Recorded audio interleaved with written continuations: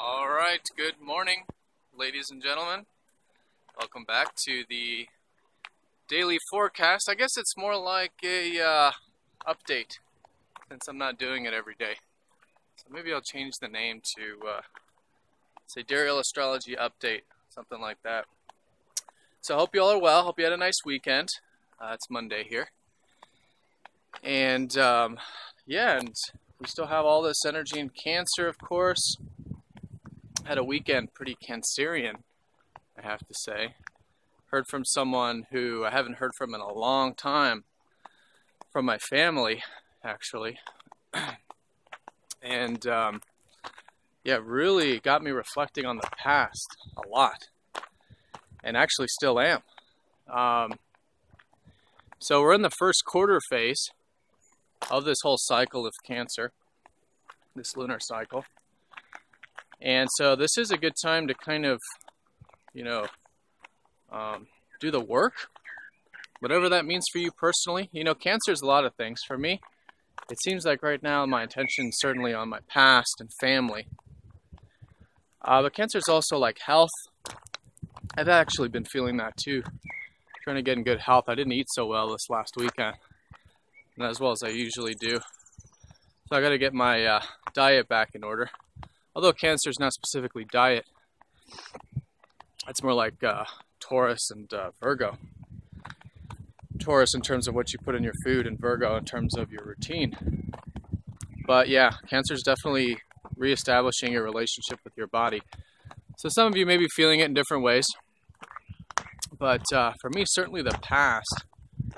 And then recently this thing with the family, which is actually quite deep. Because again, all of this is involving Mars.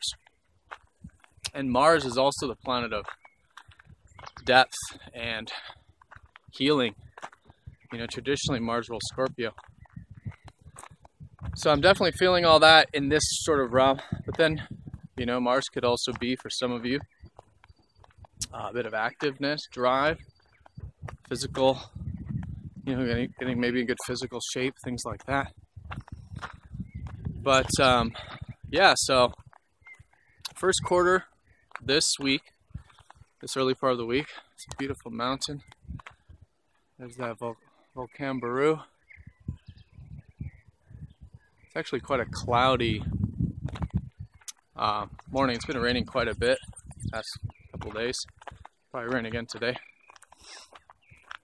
But what's nice about this part of Panama is it's almost always not raining in the morning. So you get sort of that usually morning sun up until about 3 or 4 o'clock. And then the rains usually come in during this rainy season. So anyways, yeah, this weekend sort of got introduced with that. Makes sense, beginning of this lunar cycle of Cancer. And so now this first half of the week, first quarter, anything you can challenge yourself with, maybe involving these Cancerian energies or wherever this new moon was in your chart. You can check your weekly for that. Really good to take the steps and reflect. For me it's reflect because it's having to do with the past and family and stuff. But it's not always easy either with the first quarter, so just keep that in mind.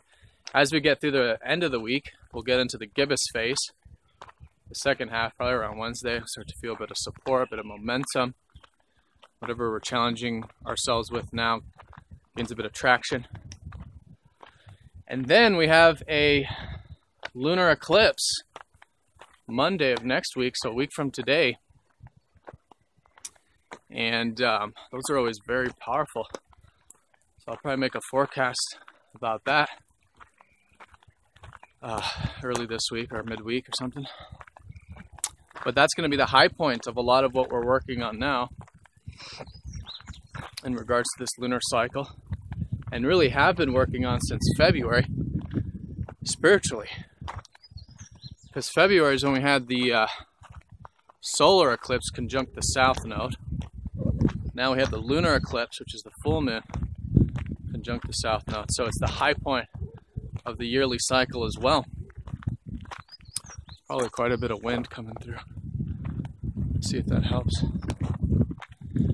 So yeah, it's going to be a great time this weekend and early next week to do the status check about what we can release, what we're becoming aware of that might be some just old energies for us, just outworn energies we can let go of, move on with. And you know, even though the full moon is not like a new moon, it is about a transition. So it's transitioning into letting some burdens go, lifting some things off of our backs, and transitioning.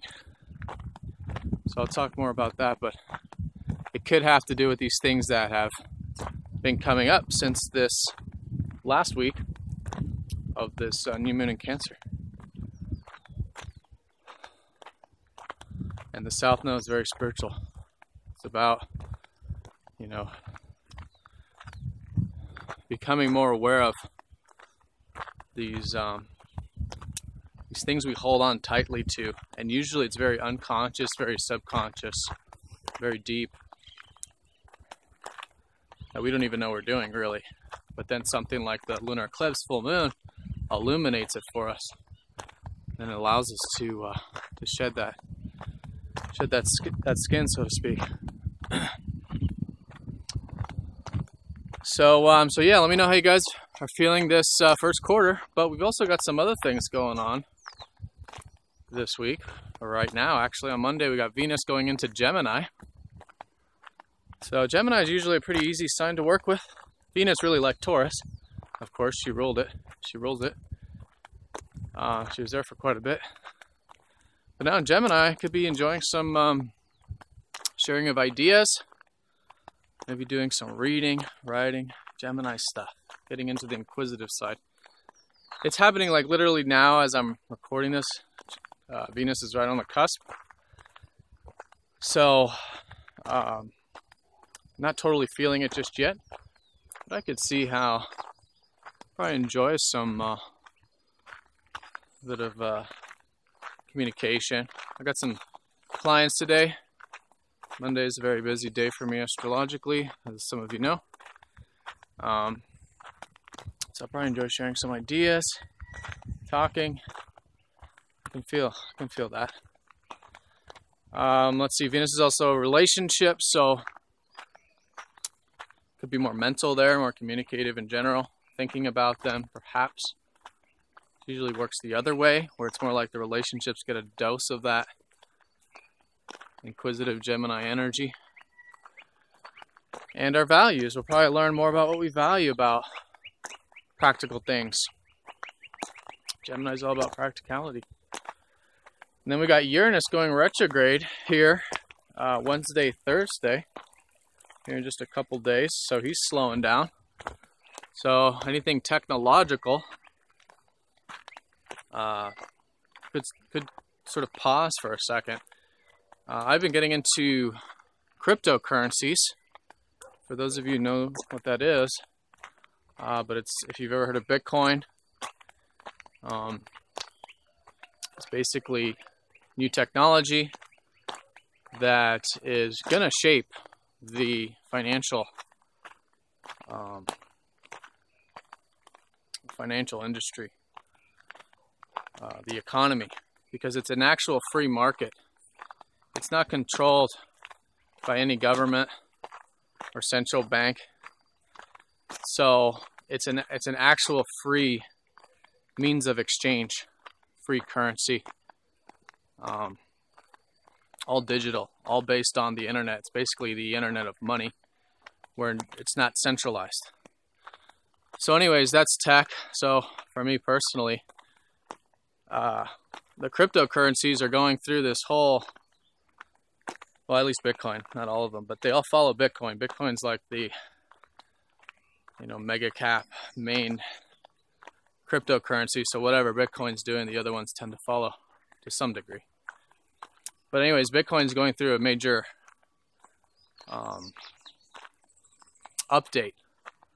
And so things could get a little topsy-turvy, because they never updated to this scale, because Bitcoin has grown quite a bit. these past, well, very recent, well, just generally over the past like 5 years. A lot. So anyways, anything technological could be going through a sort of reworking, time to update, redo.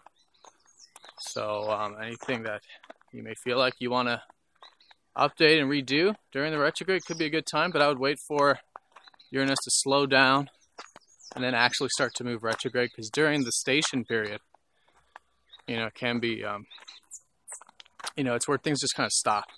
And we kind of want to stop with that area just for a second, just so things are shifting, so we can align with, you know, the shifting, because it's going in a new direction, whatever that means for you personally.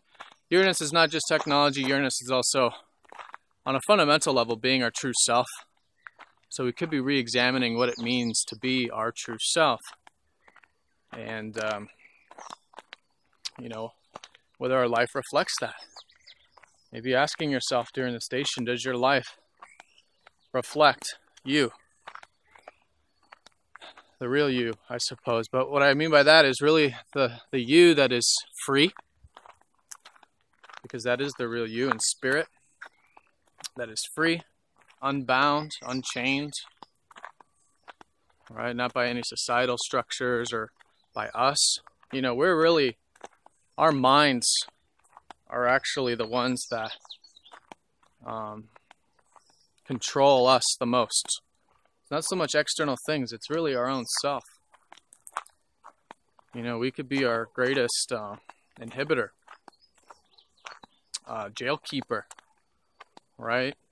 So, but that's the mind, right? Our true self, our spirit, if you will, is what that Uranus helps us connect to. Just like Neptune does, but Neptune in the receptive way, through spirituality, but Uranus through that sense of freedom. And freedom is usually the energy that we most associate with when involved with Uranus and that side of our true self, that masculine side, which is very active, very revolutionary. So that's sort of slowing down. But yeah, during the station, if there's anything you can, you know, ask yourself about, where you can bring in more freedom in your life, and if your life is in alignment with that. And of course, give it time. It's going to be retrograde for 6 months, almost 6 months, as is the case every year with these outer planets. So, you know, lots to learn, lots to redo, rehash, rethink, and giving ourselves the time to do that. We'll learn a lot, and then once Uranus goes direct again, there will be implementation. Got to cross the stream here. It's been raining a lot. I've actually never seen a stream here before. So yeah, so Uranus retrograde midweek. I can feel that slowing down, like I was saying, with my own personal life and tech, and even with sense of freedom. I've been re-examining some things, like you know, like I'm in Panama right now, I have been considering going back to the US, and so that's been coming up recently, just to see, because Uranus is actually also your sense of community and friends, and that's actually the main thing, is that although I love it here in terms of the land, the weather, and the people and everything, it's just that it's not totally my crowd, if you will. You know, I'm pretty young. I'm 34, and everyone here is like retirees, and nothing against retirees, but there's just, you know, difference of objectives, I suppose. I'm kind of in a state of my life where I still want to go out and, you know, maybe join a band again. I was in a band, play music. Maybe go back to meeting up for games with my friends. I'm a big geek, actually. I love board games and video games. I don't play video games that much because they're actually really bad for you if you overdo it. But board games are great because they're social, interactive. So anyways, that kind of stuff I'm reflecting on in terms of my community, friends, and that being a sort of factor in, you know, my life at this time, and what I'll be probably rethinking during the next 6 months. So whatever side of Uranus you may be experiencing with the retrograde, it's good to be patient with it, reflect on it, and then once Uranus goes direct, probably implement some of what you learned during this time. So that's this week in a nutshell. Let me see what we've got. Here's today specifically. Oh yeah, I didn't even mention Jupiter squaring up to Pluto on Friday. So I'm going to leave that. I'm going to leave that for another video. I'll probably be back here in a couple days during the. I'll probably make another video for the Uranus retrograde.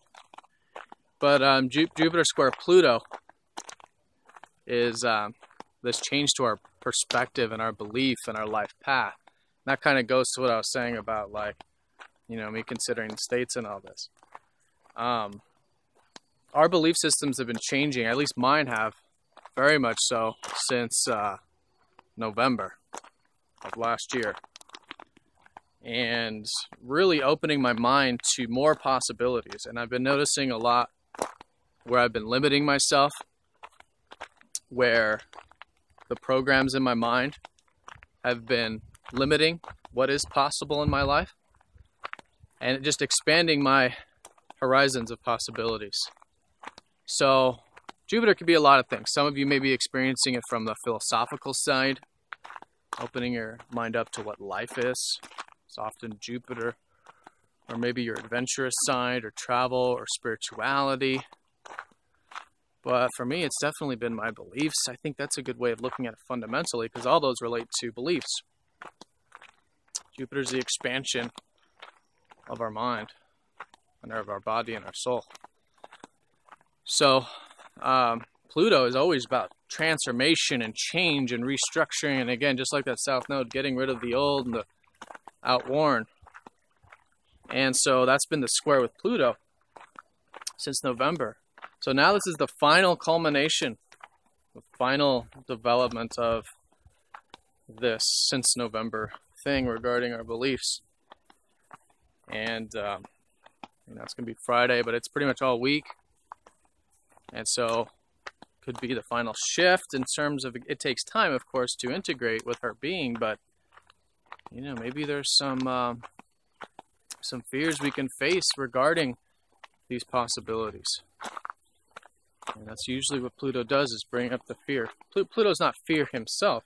Pluto is just bringing up all of the stuff we have to let go of.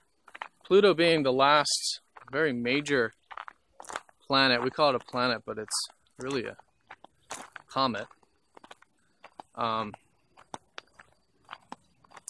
You know, as the last planet, it's almost like his job is to get rid of everything that we are holding on to, that we can't take with us after death or at the afterlife.